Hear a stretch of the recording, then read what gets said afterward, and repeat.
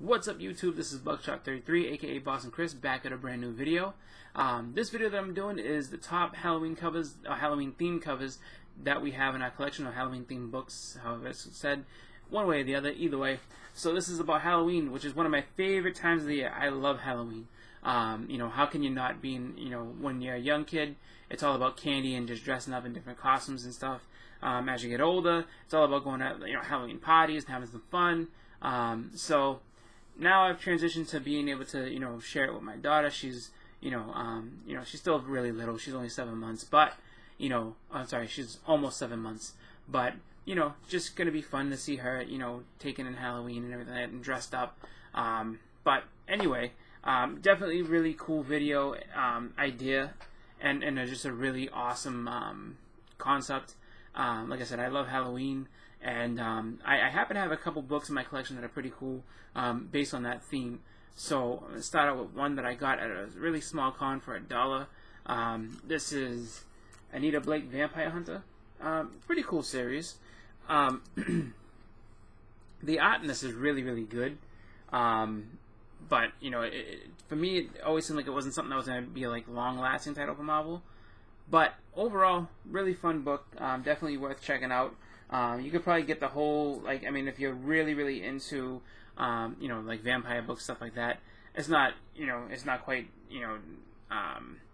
anything super crazy, but it's just it's just, really fun art, and just, really cheap to pick up. I'm sure you could pick up the whole run for less than $20. So, following that, we have Tomb of Dracula. This is issue number 70. This is the final Tomb of Dracula. Sorry, if I can see if I can get that in the best spot with no glare. There we go. So this is the final issue of Tomb of Dracula. Really cool. Really happy to have this in my collection. I got this off eBay for a really, really good price. It was I think only a few bucks. Super happy to have it. Definitely a good series and really fun horror series that they put out back in the 70s, and I think this ended up, yeah, so this died just about, was it 1979 is this issue, so, would be kind of cool to see them bring some of this stuff back, but, for now, you can pick them up in back issues. Some of them are kind of pricey, some of them aren't, but, it is what it is. I have another one right here. This is Tomb of Dracula number 14. This, I want to say, has an appearance of Blade in it. I don't know for sure, but, I know there's something key about this book. I forget exactly what. I haven't read it in a while, but definitely a really cool book to have. Really cool cover. I like how it's takes you back to the whole definitely, let me see. There's gonna be somebody with a pitch. Yeah, there you go. So you get the guy with the pitchforks. I think my fingers are covering him. Pitchforks. There he is, right there. Pitchforks and fire and crosses. I mean that's. If you watch all the old horror movies, that's pretty much how they came at anybody who was a monster back in the day. Pitchforks and fire and, crosses ready to, ward off all the evil spirits. But just a definitely really cool one to have. Next up, we have, this is actually a really cool book. This is kind of it's a little beat up, but I'm happy to have it. This is Marvel Spotlight on the Ghost Rider number 2. I say number 2. Number 6. So Marvel Spotlight number 6. This is the second appearance of Ghost Rider. Like I said, this one's taking a beating, but definitely cool to see it at my local shop. So I just picked it up just to have it. Potentially upgrade it to something better a little later on, but who knows? Next up, we have issue number 7, Marvel Spotlight. More Ghost Rider here. Nice cover. This one I think has. I think this one fits the theme of Halloween a little bit more than that one. Just because you have looks like a ritualistic sacrifice and all the rest of that type of stuff, so it's pretty cool. Next up, we got a book. Now this one is kind of funny because of the fact that just the title of what it is. I mean, this is Marvel Book of the Dead, so that's pretty cool. This is I mean, this goes the Halloween theme easily, just because it's just all dead characters, like who died, how they died, what issue they died in. These are actually pretty fun to pick up. And this is so Hyperion to Nighthawk, and then wraparound cover, so you see all these different people that croak. Definitely cool to have. This is issue 18. I think there's 4 in total. So I have to go back and try to see if I can find the rest of those. Following that up, we have the this one is the monsters are coming, beware. So this is pretty cool. You know, werewolf, not werewolf by night, but just, you know, different kind of werewolf here. So pretty cool. This was given to me by Evan. So really cool cover. Thanks again, Evan, for this. Got this a while back. Really cool art. Really cool story. So, you know, and this is #1. So #1 overall. So really cool. Let's see. Next up, we have Spawn #2. Now this is a series that, you know, I mean, you can't help but think of Halloween. It's just synonymous with it. I picked this one just because it has a graveyard scene. There's other covers that, you know, have that like horror theme to them, but that one I thought was really cool. You know, just the way it was presented from that point. But Spawn is another really good series. So it's kind of gone up and down with attention. At one point, it was like one of the hottest books out. Then kind of faded away, and now, you know, because of the age of some of the issues, and, you know, certain things too, like issue #9 with Angela is more of a sought after book in that series, just because of the whole legal dispute, and now she's in Marvel and all the rest of it. But you know, the series itself, though, like I said, is up and down, and then there's movie talks and everything like that. So, you know, who knows? You know, maybe Spawn might be getting his due, but we'll see. Next, we have Batman. This is number 618.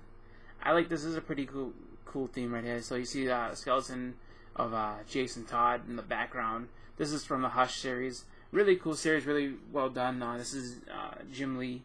So pretty cool stuff there.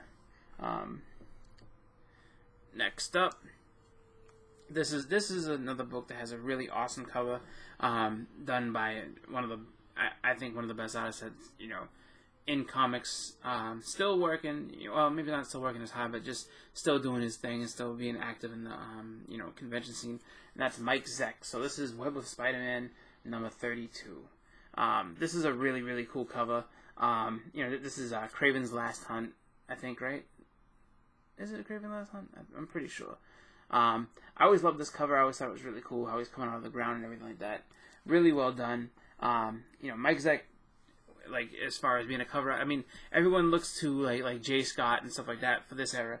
But in the 80s and I would say in the 80s and 90s, Mike Zeck is the man, especially when it came to like drawing Spider-Man and Spider-Man, Punisher, and Captain America. He did really well on those covers, as well as the Secret Wars and stuff like that. So Mike Zeck was basically you know, the man in the 80s as far as cover art was concerned, and interiors as well. So where everyone's like kind of like, oh, look at Jay Scott and Art Germ and you got to throw his name in there with being among the best cover artists of all time.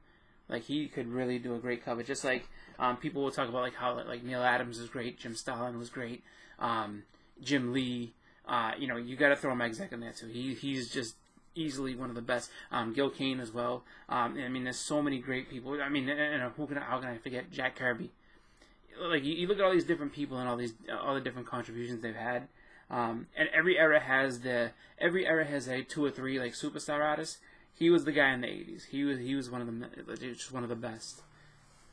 All right, let's keep going. So this is another book. I picked this up for 50 cents, and I have issue #1 somewhere. But really fun read here, and this is Dracula. So this was put out by Topps. This is the movie adaptation, done by Mike Mignola and Roy Thomas. Really cool. And then you get the, you know, in the polybag still, and, you know, back cover as well. Really cool art. You know, like, one day I'll probably, if I get all 4 of them, or if I can find a trade and keep these in the polybag, I probably will. But if I can't, and I get all 4 of them, then I'll go ahead and open it up, and, you know, especially if it's something I can find, you know, again, on the cheap for 50 cents. But I've seen the movie, and I would love to see how Mike Mignola captured it all in the book, so I feel like he'd do a really good job with this series. Moving on, we have The Walking Dead, issue #100. This is the chromium cover, wraparound. You see all the zombies on the just mix of zombies and maybe a couple of dead people, and Rick Grimes, you know, just sitting there looking sad. So yeah, you know, everybody's gonna have to show at least one Walking Dead book, just because, I mean, that's the big horror series right now that you know, is really out there for us. But this is actually a really cool cover, and I like how it just showed like everybody, you know, just that big scene of just death and everything like that. So figured that fit in there well. This next one is a book that I've actually got in the mail this week. I'm probably gonna end up showing it on my back issue haul as well. But this one is actually a pretty cool book to have. I was actually happy to get it for the price I did. Mainly, I got it for that price because it's a lower grade, but it's still a good book, and still one that I'm happy to have. You know, and that is Daredevil number 158. So this is the first Frank Miller art in the series. Really cool stuff. You know, like I said, low grade. You can tell the spine's really, you know, beat up. There's some color breaking creases and things like that. Back cover has some issues as well, but it's all intact. It's all together, which is good. And you know, really cool. Like, you know, I see him in the graveyard scene, and there's a Deathstalker ready to, you know, take out Daredevil. So really cool book to have. Next up, we have Man-Thing number 1. Man-Thing is a really cool, you know, really cool character. I like this. This is not his first book. This is his first solo series.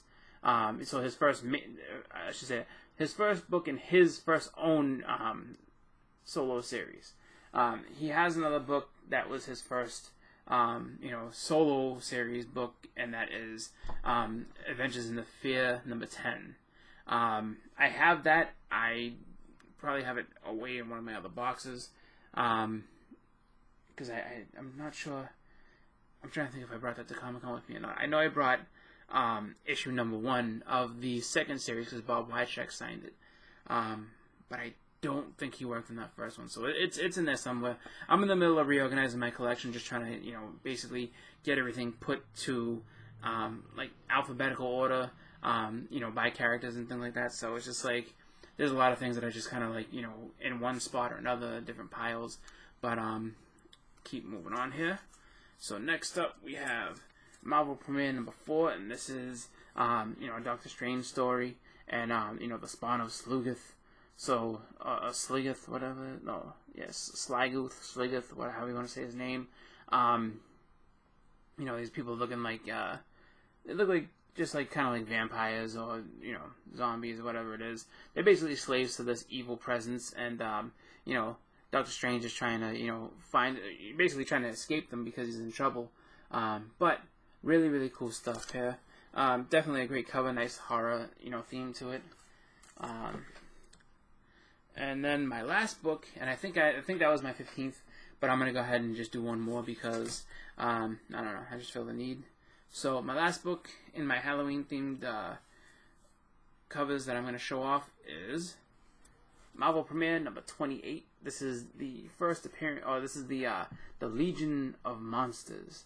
So you have Man-Thing, Morbius, Werewolf by Night, and Ghost Rider all teaming up in the same book. It's actually a really interesting book, interesting read. I thought it was actually well done. You find out that a lot of these guys are kind of misunderstood, you know, as far as everything's concerned and all that. But if you have the chance to pick it up, definitely get it. Prices range, I would say, in the $20 to $40 range, depending on what's happening. So it's kind of I'm always making faces at me. Everybody came home just now from my brother-in-law's football game. He coaches, and so they're making faces at me outside the window. So they broke my concentration. Good for them. Anyway, but yeah, really cool book. Definitely, you know, one to pick up if you can, if you're into like monster comics and stuff like that. But that's been my list for this year. So for the top 15 Halloween or top Halloween books. Hope everybody enjoyed. Again, this has been Buckshot33, aka Boston Chris. I have some other videos coming up. My haul for the week and a back issue haul, the video that I'm going to do. just to kind of get things going again on my channel. So thank you for watching. Stay tuned for those. This has been Buckshot 33, aka Boss and Chris. I'm out.